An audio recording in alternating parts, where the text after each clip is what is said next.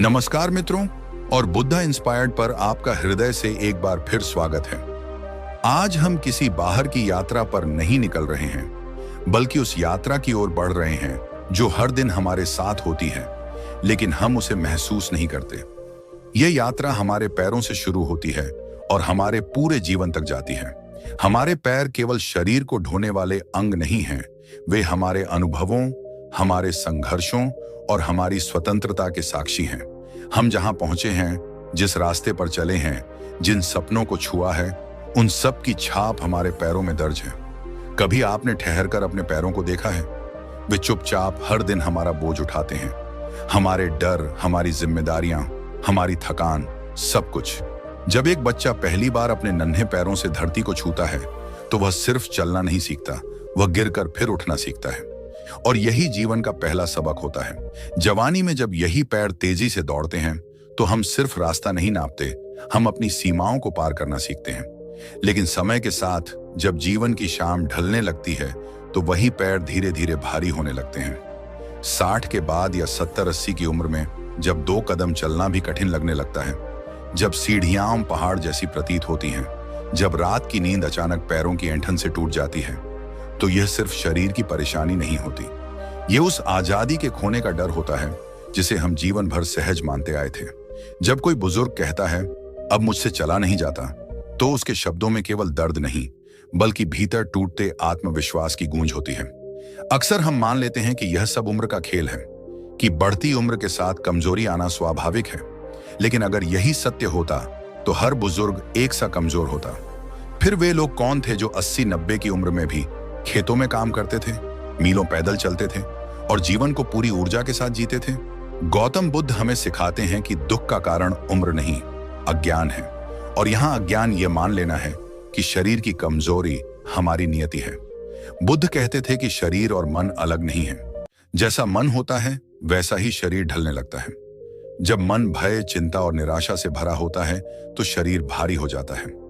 आपने स्वयं अनुभव किया होगा, जब मन प्रसन्न होता है, तो कदम अपने आप हल्के हो जाते हैं, और जब मन बोझिल होता है, तो 2 कदम चलना भी कठिन लगने लगता है। पैरों की कमजोरी अक्सर मन की थकान से शुरू होती है। शरीर की भाषा में देखें तो पैरों तक रक्त पहुंचाना हृदय के लिए सबसे कठिन काम होता है। जब हमारी जीवन शैली सुस्त हो जाती है, जब हम चलना फिरना छोड़ देते हैं, जब हमारा भोजन पोषण की बजाय केवल पेट भरने का साधन बन जाता है, तब रक्त संचार धीमा पड़ने लगता है। नतीजा यह होता है कि पैरों की मांसपेशियों और नसों तक पूरा पोषण नहीं पहुंच पाता। धीरे धीरे सुन्नपन, झंझनाहट, दर्द और ऐंठन जन्म लेने लगती है। इसके साथ साथ कैल्शियम, विटामिन डी और प्राकृतिक खनिजों की कमी हड्डियों को भीतर से खोखला करने लगती है। आधुनिक जीवन ने हमें सूरज से दूर कर दिया है, धरती से काट दिया है और गति से वंचित कर दिया है। हम कुर्सियों पर जीने लगे हैं, जबकि हमारे पैर चलने के लिए बने थे। बुद्ध का मध्यम मार्ग यहां भी लागू होता है, न अत्यधिक आराम, न अत्यधिक श्रम, बल्कि संतुलित गति। लेकिन यह समझना बहुत जरूरी है कि यह स्थिति कोई सजा नहीं है, यह शरीर की एक पुकार है। यह संकेत है कि अब उसे सही पोषण, सही ध्यान और सही दिशा की आवश्यकता है। बुद्ध कहते थे कि जो व्यक्ति संकेत को समझ लेता है, वह पीड़ा से पहले ही मुक्त हो जाता है। हमारे पूर्वज इस बात को जानते थे, इसीलिए उन्होंने अपने भोजन को औषधि बनाया और जीवन को प्रकृति से जोड़े रखा। यही कारण है कि समाधान कहीं बाहर नहीं है, न किसी महंगी दवा में, न किसी जटिल उपचार में। समाधान हमारी रसोई में है, हमारी दिनचर्या में है और हमारे विचारों में है। जब हम अपने शरीर को आदर के साथ देखते हैं, उसे बोझ नहीं बल्कि साधन मानते हैं, तब शरीर भी हमें सहारा देता है। पैरों की शक्ति लौटना केवल चलने की क्षमता लौटना नहीं है, यह आत्मनिर्भरता की वापसी है। इस यात्रा में हम धीरे धीरे उन देसी उपायों को समझेंगे जिन्हें हमारे पूर्वज शक्ति का स्रोत मानते थे। यह यात्रा केवल पैरों को मजबूत करने की नहीं है, यह जीवन को फिर से संतुलन में लाने की यात्रा है। बुद्ध की तरह बिना डर के, बिना जल्दबाजी के, बस सजगता के साथ। गौतम बुद्ध कहा करते थे कि शरीर को समझने के लिए उसे दोष देना नहीं, उसे सुनना चाहिए। जब शरीर थकता है, तो वह शत्रु नहीं बनता, वह संदेशवाहक बनता है। पैरों की कमजोरी भी ऐसा ही एक संदेश है। यह हमें बताती है कि हमारी जीवन ऊर्जा, जिसे बुद्ध प्राण कहते थे, अब पहले जैसी सहजता से प्रवाहित नहीं हो रही, और प्राण का सबसे पहला पोषण भोजन से आता है। आज का मनुष्य भोजन को स्वाद से जोड़कर देखता है, लेकिन बुद्ध भोजन को चेतना से जोड़कर देखते थे। उनके लिए भोजन केवल पेट भरने का साधन नहीं था, बल्कि शरीर और मन के बीच सेतु था। जब हम ऐसा भोजन करते हैं जिसमें जीवन की शक्ति हो, तो वह शक्ति हमारे अंगों तक पहुंचती है। और जब भोजन निर्जीव हो जाता है, तो शरीर भी धीरे धीरे थकने लगता है। हमारे पैरों तक ऊर्जा पहुंचाने के लिए सबसे पहले हमारे नर्वस सिस्टम यानी नसों को मजबूत होना चाहिए, क्योंकि पैर तभी चलते हैं जब दिमाग का संदेश नसों के रास्ते सही समय पर वहां पहुंचे। यदि नसें कमजोर हों, तो पैरों में जान होते हुए भी गति नहीं रहती। यही कारण है कि पहला भोजन, पहला सहारा नसों और मस्तिष्क के लिए होना चाहिए। हमारे पूर्वज सुबह की शुरुआत भीगे हुए बादाम और अखरोट से करते थे। यह कोई संयोग नहीं था। अखरोट का आकार मस्तिष्क जैसा होता है, मानो प्रकृति स्वयं संकेत दे रही हो कि यह भोजन दिमाग और नसों के लिए है। अखरोट में मौजूद ओमेगा 3 फैटी एसिड नसों को पोषण देता है, उनकी सूजन को शांत करता है और संकेतों को स्पष्ट बनाता है। जब नसें स्वस्थ होती हैं, तो पैरों में सुन्नपन और झंझनाहट धीरे धीरे कम होने लगती है। बादाम मांसपेशियों का मित्र है। इसमें मैग्नीशियम और प्रोटीन होता है, जो मांसपेशियों को आराम देता है। रात को पैरों में जो अचानक ऐंठन होती है, उसका एक बड़ा कारण यही है कि मांसपेशियां थकी हुई होती हैं और उन्हें विश्राम देने वाला पोषण नहीं मिल पाता। जब सुबह खाली पेट भीगे हुए बादाम खाए जाते हैं, तो वे शरीर को धीरे धीरे अंदर से मजबूत बनाते हैं, बिना किसी झटके के। बुद्ध कहते थे कि भोजन को जल्दबाजी में नहीं खाना चाहिए, उसे सजगता के साथ ग्रहण करना चाहिए। जब आप भीगे हुए बादाम और अखरोट खाते हैं, तो यह भाव रखें कि आप केवल मेवा नहीं खा रहे, आप अपने पैरों की नसों में नई चेतना भर रहे हैं। यह छोटा सा भाव शरीर के भीतर बड़ा परिवर्तन शुरू कर देता है। लेकिन नसों के बाद आता है हड्डियों का प्रश्न। पैरों की शक्ति का आधार हड्डियां हैं। अगर हड्डियां भीतर से खोखली हों, तो मांसपेशियां चाहकर भी सहारा नहीं दे पाती। आज हम कैल्शियम के लिए केवल दवाओं पर निर्भर हो गए हैं, लेकिन हमारी परंपरा में कैल्शियम भोजन का हिस्सा था। सफेद तिल इस परंपरा का जीवित उदाहरण है। तिल छोटे होते हैं, लेकिन उनमें छिपी शक्ति बहुत बड़ी होती है। उनमें भरपूर कैल्शियम होता है, जो हड्डियों की मजबूती और लचीलापन दोनों बनाए रखता है। बुद्ध का मार्ग हमें सिखाता है कि शक्ति कठोरता में नहीं, संतुलन में होती है। मजबूत लेकिन लचीली हड्डियां ही चलने की स्वतंत्रता देती हैं। तिल के साथ जब गुड़ जुड़ता है, तो यह केवल स्वाद का मेल नहीं होता, यह शक्ति का मेल होता है। गुड़ खून को मजबूत करता है, आयरन देता है और रक्त को पैरों तक पहुंचाने में सहायता करता है। जब खून में जीवन होगा, तभी तो पैरों में गति आएगी। तिल हड्डियों को संभालते हैं और गुड़ उस शक्ति को वहां तक पहुंचाता है। बुद्ध कहते थे कि प्रकृति ने जो सरल दिया है, वही सबसे प्रभावशाली है। तिल और गुड़ कोई महंगी औषधि नहीं है, लेकिन नियमित रूप से सही भाव के साथ लिए जाएं, तो यह शरीर के भीतर गहरी मरम्मत शुरू कर देते हैं। धीरे धीरे चलने में स्थिरता आती है, थकान कम होती है और आत्मविश्वास लौटने लगता है। यहां तक हम समझते हैं कि पैरों की शक्ति केवल व्यायाम से नहीं आती, वह भीतर से बनती है, नसों से, हड्डियों से और रक्त से। और यह सब तब संभव होता है जब भोजन फिर से औषधि बन जाए और हम अपने शरीर के साथ संघर्ष नहीं, सहयोग करना सीखें। अब हम जानेंगे उस हरी ऊर्जा के बारे में जिसे बुद्ध सूर्य का उपहार मानते थे।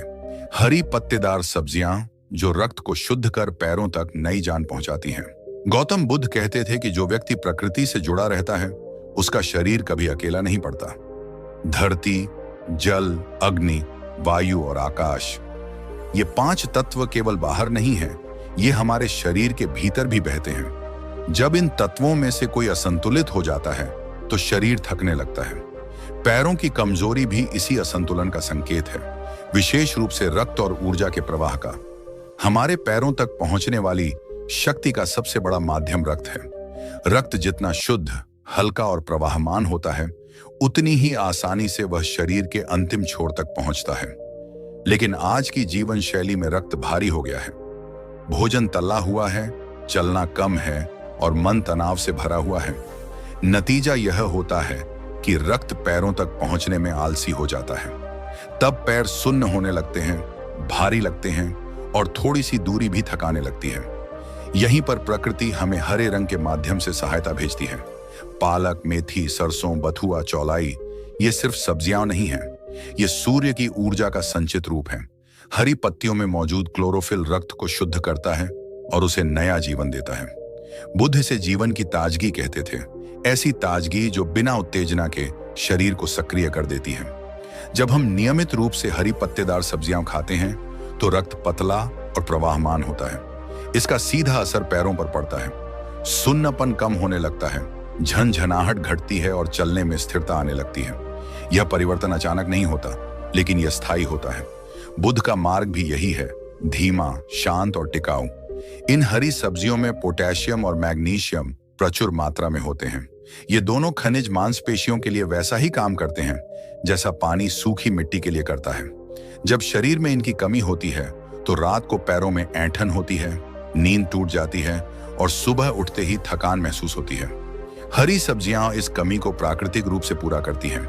लेकिन यहाँ एक बात समझना जरूरी है, यदि हम इन सब्जियों को अत्यधिक पकाते हैं, बार बार गर्म करते हैं या बहुत अधिक मसालों में ढक देते हैं तो उनका जीवन तत्व नष्ट हो जाता है। बुद्ध कहते थे कि भोजन जितना सरल होगा उतना ही शरीर उसे पहचान पाएगा। हल्का पका हुआ साग, सूप या कभी कभी कच्चे रूप में लिया गया साग ये शरीर के लिए अधिक प्रभावी होते हैं। हरी सब्जियां केवल शरीर पर ही नहीं, मन पर भी असर डालती हैं। जब रक्त शुद्ध होता है तो मन भी हल्का होता है, और जब मन हल्का होता है तो पैरों में अपने आप फुर्ती आ जाती है। आपने देखा होगा, जब मन प्रसन्न होता है तो चलना थकाता नहीं। यह संयोग नहीं है, यह शरीर और मन के बीच का स्वाभाविक संबंध है। बुद्ध की दृष्टि में स्वास्थ्य का अर्थ केवल दर्द का अभाव नहीं था, बल्कि सहजता की उपस्थिति थी। जब चलना सहज हो जाए, उठना बैठना सहज हो जाए और शरीर अपने भार से संघर्ष न करे, तभी हम सही अर्थों में स्वस्थ होते हैं। हरी सब्जियां इस सहजता की ओर पहला कदम है। अब तक हमने नसों, हड्डियों और रक्त की बात की, लेकिन अब भी एक और तत्व शेष है, सूजन और दर्द, जो उम्र के साथ धीरे धीरे शरीर में घर बना लेते हैं। अगले भाग में हम उस सुनहरे उपाय के बारे में जानेंगे जिसे हमारी परंपरा में रात का अमृत कहा गया, हल्दी वाला दूध, जो शरीर को भीतर से शांत करता है और पैरों को विश्राम देता है। गौतम बुद्ध कहते थे कि दिन का परिश्रम तभी पूर्ण होता है जब रात विश्राम दे। शरीर केवल जागते समय नहीं, बल्कि सोते समय भी कार्य करता है। वास्तव में शरीर की सबसे गहरी मरम्मत रात के सन्नाटे में होती है, लेकिन जब शरीर दर्द, सूजन और बेचैनी से भरा हो तो नींद भी उसे राहत नहीं दे पाती। पैरों की थकान, घुटनों का दर्द और रात की ऐंठन इसी अधूरे विश्राम का संकेत है। उम्र के साथ शरीर में एक सूक्ष्म आग जलने लगती है। यह आग बाहर से दिखाई नहीं देती, लेकिन भीतर ही भीतर जोड़ों और मांसपेशियों को जलाती रहती है। आधुनिक भाषा में इसे सूजन कहा जाता है। बुद्ध इसे असंतुलन कहते थे, जब शरीर के भीतर शांति नहीं रहती। जब तक यह असंतुलन शांत नहीं होता, तब तक पैरों की शक्ति लौटना कठिन होता है। हमारी परंपरा में इस आग को शांत करने का एक सरल और गहरा उपाय रहा है, हल्दी वाला दूध। यह केवल एक पेय नहीं है, यह रात का संस्कार है। दूध शरीर को पोषण देता है और हल्दी शरीर को शुद्ध करती है। जब ये दोनों मिलते हैं तो शरीर को वह मिलता है जिसकी उसे सबसे अधिक आवश्यकता होती है, शांति। हल्दी में मौजूद तत्व सूजन को जड़ से शांत करता है। यह दर्द को दबाता नहीं, बल्कि उसके कारण को धीरे धीरे कम करता है। यही कारण है कि हल्दी वाला दूध पीने से तुरंत नशा नहीं आता, बल्कि धीरे धीरे आराम आता है। बुद्ध का मार्ग भी ऐसा ही है, तुरंत राहत नहीं, स्थायी शांति। जब रात को सोने से पहले एक गिलास हल्का गर्म दूध हल्दी के साथ लिया जाता है तो यह शरीर को संकेत देता है कि अब संघर्ष समाप्त हुआ, अब मरम्मत का समय है। जो लोग रात में पैरों की बेचैनी, झटकों या ऐंठन से परेशान रहते हैं, उनके लिए यह पेय भीतर से नसों को शांत करता है और मांसपेशियों को ढीला करता है। हल्दी का प्रभाव तब और गहरा हो जाता है जब उसमें एक छुटकी काली मिर्च मिलाई जाती है। यह शरीर की अग्नि को संतुलित करती है और हल्दी के गुणों को हर कोशिका तक पहुंचने में सहायता करती है। यह छोटी सी मात्रा बड़ा काम करती है, जैसे जीवन में छोटे छोटे सही निर्णय बड़े परिवर्तन ला देते हैं। बुद्ध कहते थे कि उपचार भय से नहीं, श्रद्धा से होना चाहिए। जब आप हल्दी वाला दूध पीते हैं तो इसे दवा की तरह नहीं, बल्कि आभार की तरह ग्रहण करें। यह भाव रखें कि शरीर अब स्वयं को ठीक कर रहा है। यह भाव मन को शांत करता है और शांत मन शरीर को ठीक होने देता है। अच्छी नींद पैरों की शक्ति के लिए उतनी ही जरूरी है जितना सही भोजन। जब नींद गहरी होती है तो नसें पुनः सक्रिय होती हैं, मांसपेशियां मरम्मत पाती हैं और अगली सुबह शरीर हल्का महसूस करता है। यह हल्कापन केवल शारीरिक नहीं होता, यह मानसिक भी होता है। लेकिन अभी एक तत्व बाकी है जो इस पूरी प्रक्रिया को पूर्ण करता है।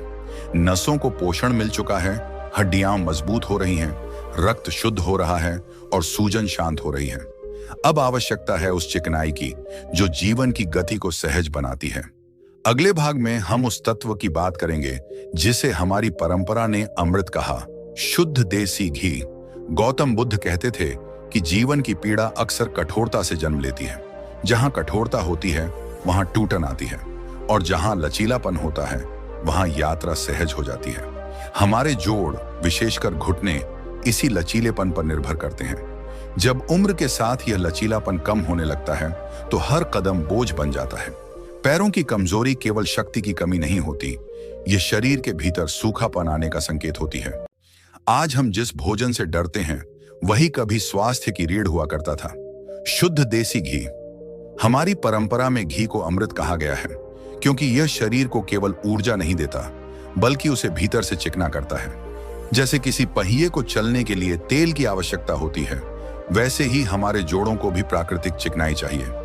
जब यह चिकनाई कम हो जाती है तो चलने में दर्द, जकड़न और आवाज आने लगती है। देसी घी शरीर के जोड़ों के बीच की सूक्ष्म परत को पोषण देता है। यह परत घर्षण को कम करती है और गति को सहज बनाती है। नियमित रूप से थोड़ी मात्रा में लिया गया घी जोड़ों को सहारा देता है और पैरों की चाल में स्थिरता लाता है। बुद्ध का मार्ग अति से बचने का है, इसलिए घी भी संतुलन में लिया जाना चाहिए। अधिक नहीं लेकिन निरंतर। घी केवल जोड़ों तक सीमित नहीं रहता, यह नसों को भी शक्ति देता है, पाचन को सुधरता है और भोजन से मिलने वाले पोषण को शरीर के अंतिम छोर तक पहुंचाने में सहायता करता है। जब पाचन ठीक होता है तो शरीर संघर्ष नहीं करता और जब शरीर संघर्ष नहीं करता तो चलना थकाता नहीं। बुद्ध कहते थे कि शरीर और मन एक दूसरे को प्रभावित करते हैं। देसी घी मन को भी शांत करता है, यह बेचैनी को कम करता है, स्मरण शक्ति को सहारा देता है और भीतर एक स्थिरता लाता है। जब मन स्थिर होता है तो कदम भी स्थिर होते हैं। यह संबंध सीधा है लेकिन हम अक्सर इसे नजरअंदाज कर देते हैं। अब यदि हम पूरे मार्ग को देखें तो यह स्पष्ट होता है कि पैरों की शक्ति किसी एक उपाय से नहीं लौटती। यह एक समग्र यात्रा है। बादाम और अखरोट नसों को पोषण देते हैं, तिल और गुड़ हड्डियों को मजबूती देते हैं, हरी पत्तेदार सब्जियां और रक्त में जीवन भरती हैं, हल्दी वाला दूध सूजन और दर्द को शांत करता है और देसी घी इस पूरे तंत्र को सहजता से चलने में सहायता करता है। बुद्ध हमें यह नहीं सिखाते कि शरीर को जीतना है, वे हमें सिखाते हैं कि शरीर के साथ मित्रता करनी है। जब हम अपने शरीर की सुनते हैं, उसकी जरूरतों को समझते हैं और उसे सम्मान देते हैं, तब शरीर भी हमें सहारा देता है। पैरों की शक्ति लौटना केवल चलने की क्षमता लौटना नहीं है, यह आत्मनिर्भरता की वापसी है। आपके पैर आपकी स्वतंत्रता का प्रतीक हैं। वे बताते हैं कि आप अपने जीवन की दिशा स्वयं तय कर सकते हैं। जब आप बिना डर के उठकर चल सकते हैं तो जीवन अपने आप हल्का हो जाता है।